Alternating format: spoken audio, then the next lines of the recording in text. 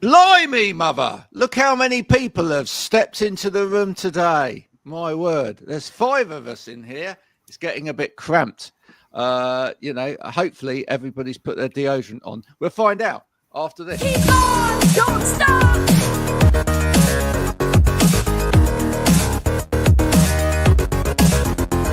Keep on, don't stop.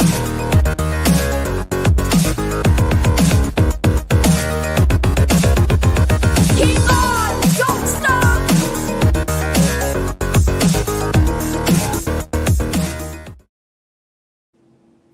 ATAKARMA, thank you so much for joining me today. I think there's only been one other occasion when I've had 5 people in the room, 4 guests. So thank you so much for doing this.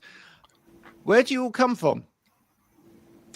I don't know if any of us are actually from Sheffield.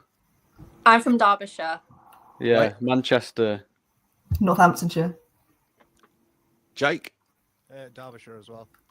Derbyshire. Can you talk a little bit closer to your mic? Thanks, Jake. That would be Sure. great. I'll turn it up for you, mate. Oh, there you go. Technical. You need to explain what everybody does in the band now, I think. So, Dan, what do you do? Yeah, so I'm the sort of accidental singer, Yeah. writer, rhythm guitarist. That's pretty much it. Accidental singer. We'll have to pick up on that from the rest of the band. Jake, what do you do? I'm the guitar player on lead, sometimes rhythm, Right. Yeah, I kind of know. Yeah. Eleanor, I'm the drummer. you're the drummer. Okay. Sometimes backing vocals. Yeah. So you keep time. Are you good at keeping time? I'm so great at keeping time. Thank you very much. Okay. Yeah. What about in terms of like getting places on time? Are you good at like literally keeping time as well? When it's band stuff, yeah. Yeah, when it's band stuff. The rest of the time it doesn't when really it's matter. band stuff, I'm on time. There you go. That's what matters. And Grace, I think that only really leaves the bass. Yeah. that leaves the bass. Okay. Yeah. Fantastic. So there you go. How did you all meet? Because you're from all over the place, so that must be a question that you need to answer. My part of the story is the best. Go on Yeah, then. it's much Let's have the recent best as well. part of the story then. So these guys are all here before me. So I Well, on this planet. on full this stop. wow, Yeah, mine's literally as great. But as in like in the band, they were all here before me. Okay. So I work at a live music venue in Sheffield, Oh. and these guys were playing a gig one day, minus Grace because she wasn't there at this point. And I got chatting to Dan at the bar, and he was like, "Oh, like, do you play anything?" And I was like, "Yeah, I'm a drummer." And he was like, "Oh, cool, like, interesting." And then they played another couple gigs where I work, and then their last drummer left. And then one day they came and found me and was like, "Hey, you want to come play drums for us?" And I was like, "Absolutely, let's go." Give me a number. We need it. Now, it's a great story, but what you need to do when you tell it next time is just embellish it a little bit and just say that the drummer exploded. Okay. All right? Yeah. You just embellish it that little bit. Just for like future podcasts and whatever. I think that would be great. Make it out like you absolutely saved the band. Absolutely. You want I did our- absolutely save the band. The band were there. Their drummer was on stage. They just spontaneously combusted. And I just ran up onto the stage and picked it up And so I could do saved all them. of it. Yeah. Saved Okay. them. I have a similar story, a very similar story from when I joined the signed band that I was in back in the 90s. I did sound for them at a venue, and when they came off afterwards, they said, "What do you think?" And I said, "Yeah, you were great, but the singer was rubbish, absolute rubbish." And the guitarist, one of the guitarists, said, "Yeah, that's my girlfriend." And I went, And you still ended up in. and I still ended up replacing her as the vocalist in the band because there's probably an ounce of truth in what I was saying, and maybe they went away, contemplated that, and then thought, actually, he's right. So there you go. And we did a swap. it was quite Did interesting. you remain the girlfriend? Sorry.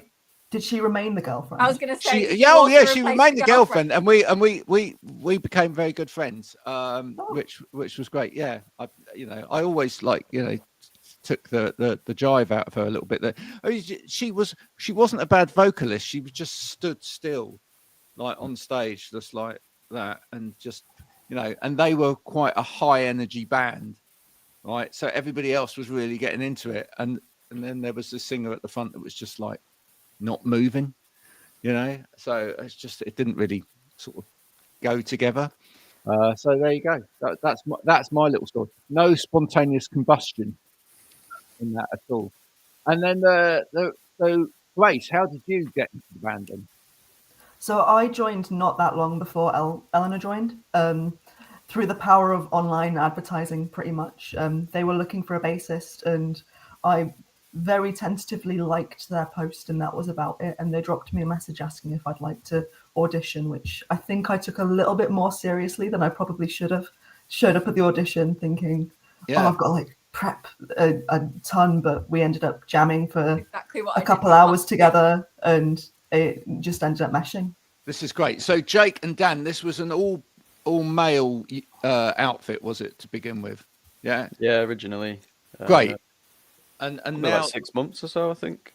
Yeah, Cool. I think So and now you've embraced diversity, which is great. And now you know what was it like for you to begin with, like going on a tour bus or whatever, or going to play gigs or whatever with two females? That must have been a bit of a change for you.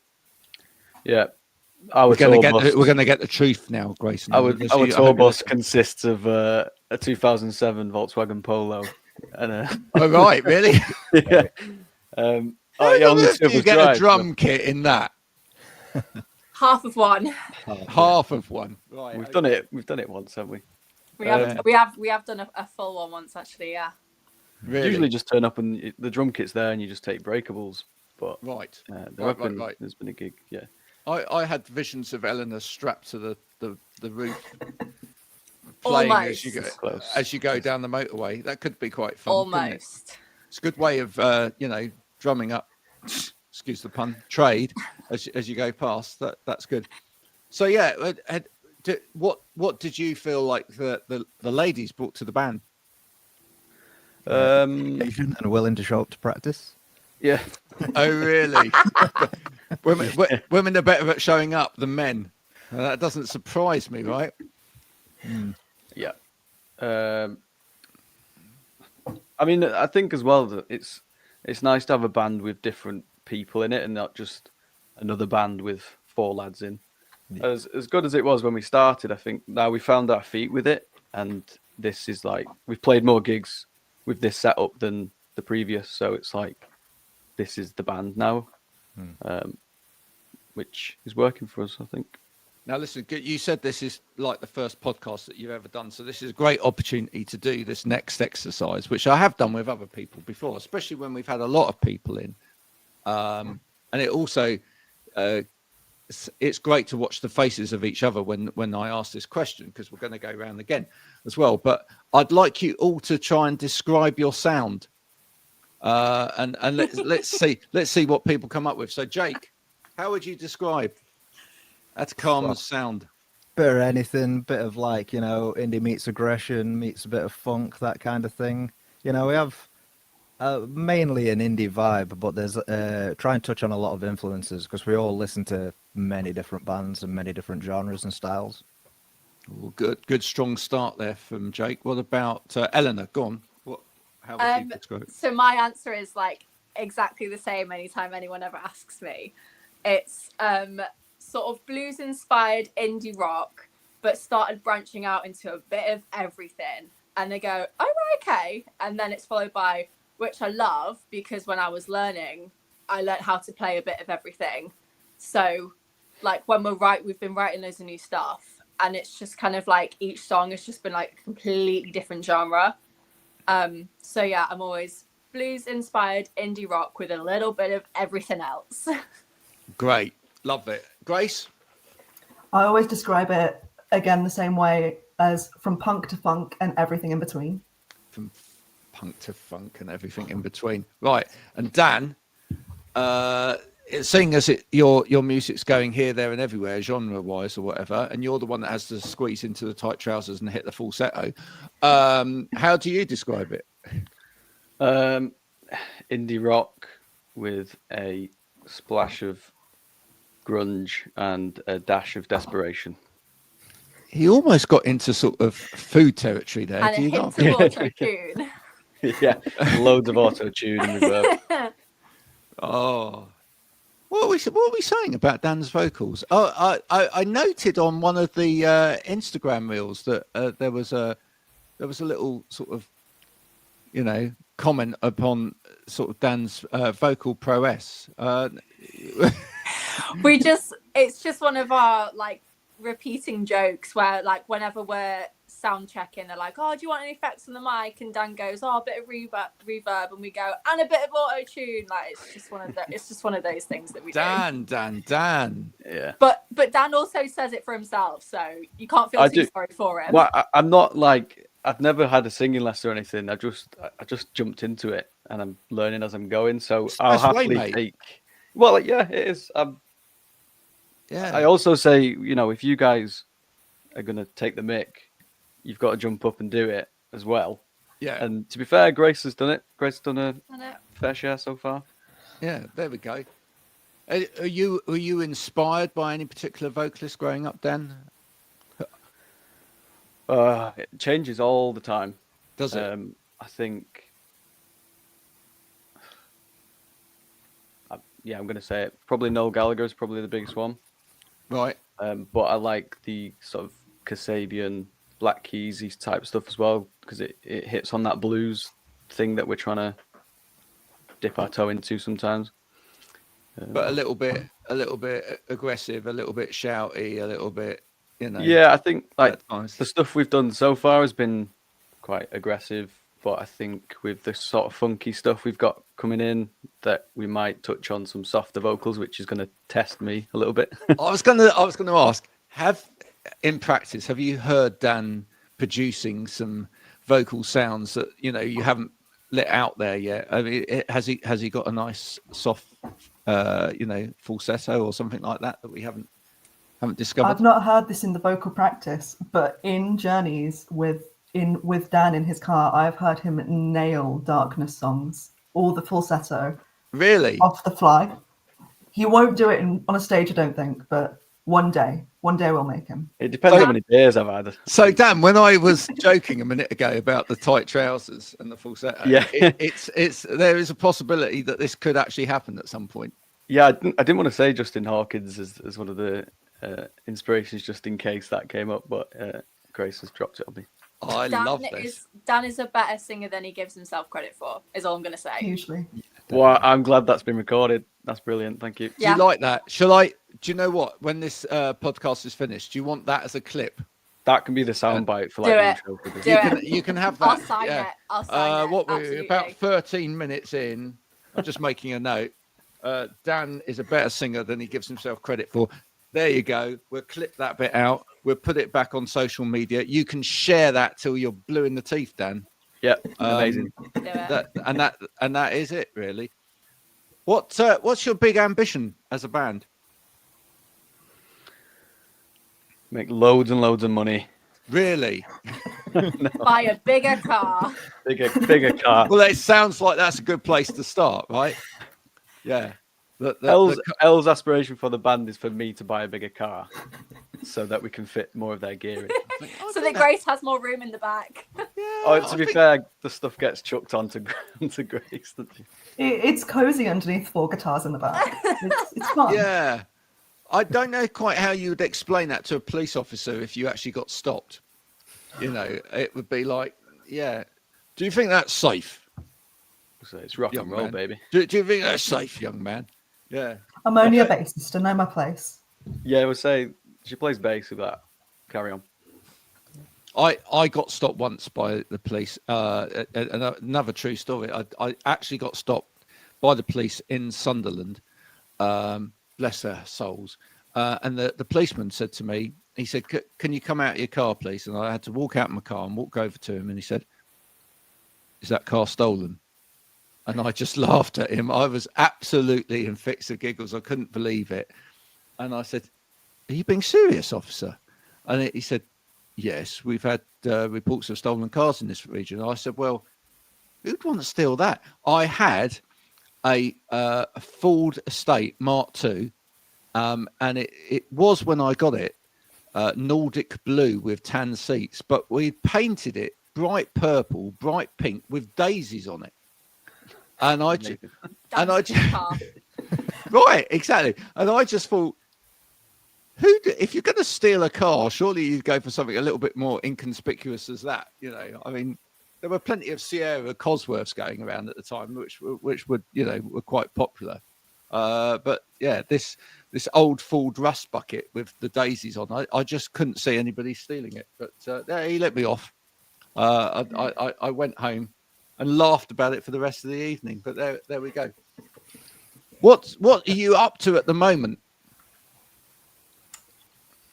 Apart from being on this podcast, of course, that's exactly what you're doing right this minute. That would have been the smart, quick return answer. I wasn't going to do that. We're currently writing some stuff and recording.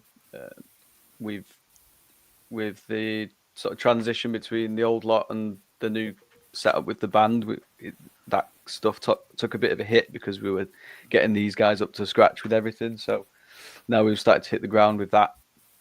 So we've got our second EP sort of in the works, and then we've got our latest single comes out on Friday the 28th of March, and then hopefully another one to follow that. Fantastic. And is it becoming more of a band effort now in terms of the writing process? Yeah, definitely. I think one of us will come with the sort of the bones and the structure of it, and then we'll put it to each other, and then everyone has their own little bit that they'll put to it, which turns into our sound essentially. I love it. I love the concept of bones and structure. What does that readily look like sometimes? Is it just like, I've got these 3 chords, they're quite great. Yeah, you only need 3 chords anyway. You do, right? Sometimes it's overcooked, right? Isn't it? Yeah, and exactly. It's like, I've got 28 chords in this song. Some of them are jazz chords, and everybody else is like, God, it sounds like a dog's dinner. Sometimes you just need a groove, don't you? Really. So who's coming with stuff? It's like, Grace, are you coming with like bass lines sometimes, and Dan, you coming with guitar bits, and Eleanor, Eleanor, have you ever written a song just from drums?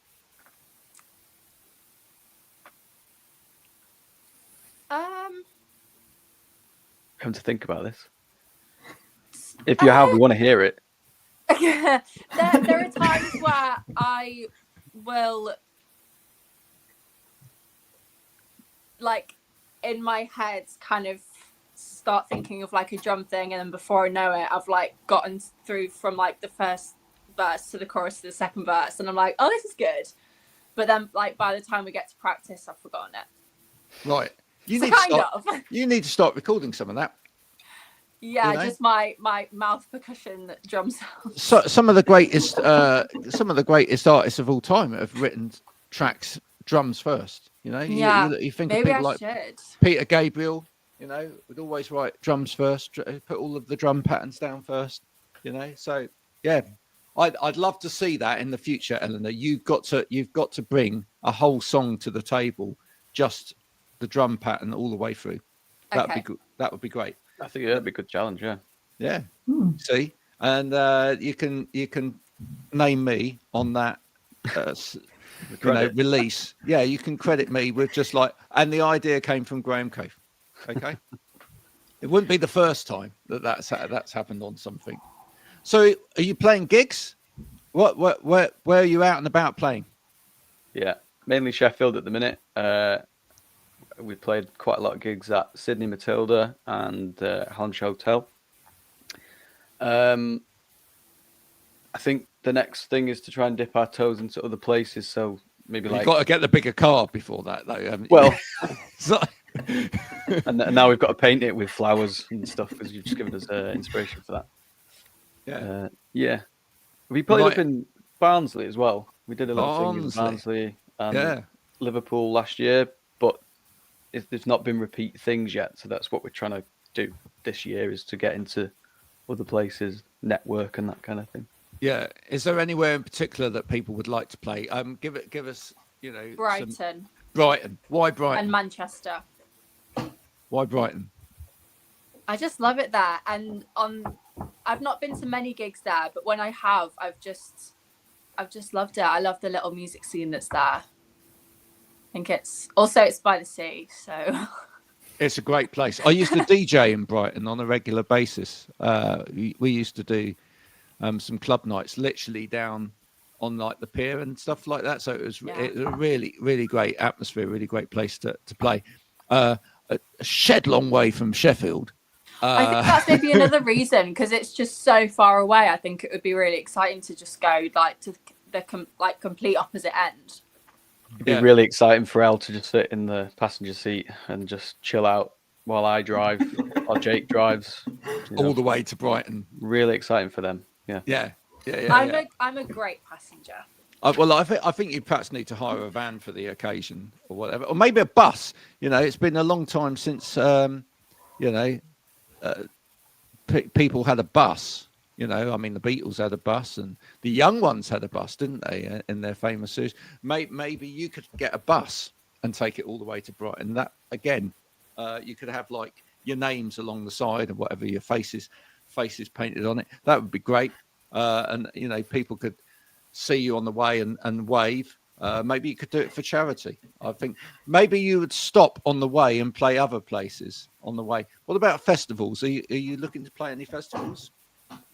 Yeah, absolutely. I've applied to about 100 Really? and got a response from one. Wow. It's Tribfest up near York. It's not that far away. Yeah. But yeah, that's in August, I think. So Do you that'll be know like. Do you know what the trick is with festivals? I'm gonna tell you now. Tell us the trick.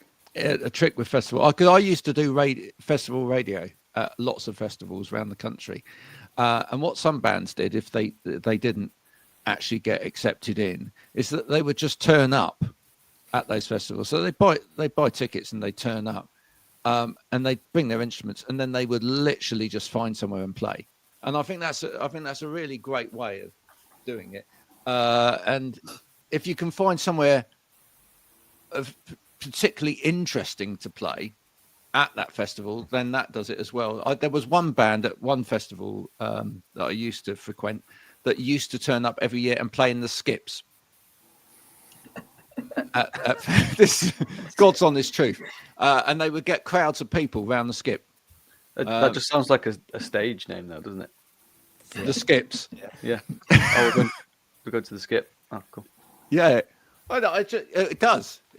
But it worked because, people would like, oh, there's someone playing in the skip over there. I wonder what's going on. And suddenly there would be this whole group around it. So I wouldn't suggest skips because, it's quite dirty and stuff like that. But, maybe try and get into some festivals and just turn up and play on the bandstand or something like that. Just nudge your way in. I think it's always a good thing. Don't rely on the letter thing because people never read them. It's a bit like CVs and jobs. It is. It's like applying for jobs, isn't it? It is. It's entirely like that. And I think most dissatisfying for a lot of bands. So I think just nudge your way into a festival and then play. Another way is volunteer at a festival and go and pick up the litter and whatever, but still take your instruments and still play, Like infiltrating the festival scene. These are genuine tips for infiltrating the UK festival scene, and I do think they work. So we just turn up and just say, "Yo, Graham sent us." Yeah, and then they'll be, "Oh yeah, that's it. That's great." If you get arrested, it's nothing to do with me. No. If it's successful, then it was everything to do with me. Yeah, that's it. Listen, it's been an absolute pleasure talking to you today. So how can people out there help you as a band right this minute? Follow us on social media. I think Instagram is the big one, isn't it? So that's ATAKARMA Band. We've got a website as well, which is, someone correct me if I'm wrong, atakarmaband.com. Yeah, I think that's right. Yeah. Maybe. I love Something that. like Is that our website? You do that thing where you put Isn't it it on here. bt.com? No, it's not. yeah. Yeah, just follow us on social media. Keep an eye out for like I say, we've got the new single on 28th of March, and then we're constantly posting gigs and stuff that come up. And if anyone is listening that wants to take us to a different city, then give us a shout. We'll absolutely up for And that. when they say take them to a different city, they literally mean take them. Take us. All right. So you'll need your own transport. And it needs to be big enough for these 4 people plus their kit to go in. Okay. So, you know, if you're out there, by the way, and you own a van in and around Sheffield and you've got nothing else to do with your life and you just want to cart these people around in a lovely new van, they'd be really happy for you to do that as well. Absolutely. That would be We'll buy great. you a pint. Yeah, you get a pint, which actually, A pint. as of yesterday's news, the average price of a pint has finally gone over £5 in the UK. Yeah, that's true. Sometimes. So actually, you're getting a real good deal. You get a bargain. You're getting a bargain. Ellen Grace don't even buy me and Jake pints for driving, so I don't know where this has come from. Yeah. Contentious. There we go. Well, no, That's I do good. owe you 2 pints actually. So This is recorded as well. Thank you. Yeah, clip that as well, please. That is going on the gig merchandise as well. There's That's it. going to be a picture of Eleanor holding 2 pints going, I owe you 2 pints. That's a great picture. That would make a great gig Oh. t-shirt. Everybody would want to buy it. Don't you get Eleanor totally agrees. And everybody out there agrees as well. Amazing. You've been brilliant. Thank you so much for coming on today. Thanks for having us. thank Uh, you. Folks, do go and check out ATAKARMA, please. Do go and check out their music. And if you've enjoyed this conversation, go and share it with your friends and family. I shall be inviting everyone from this band into the MyMusic community as well. And you can come and join them. The links are in and around this podcast as it goes out. You can catch up with all of this at mymusicpodcast.com because I do know what my website address is. And we will be back soon with more of the same. But until then, bye for now.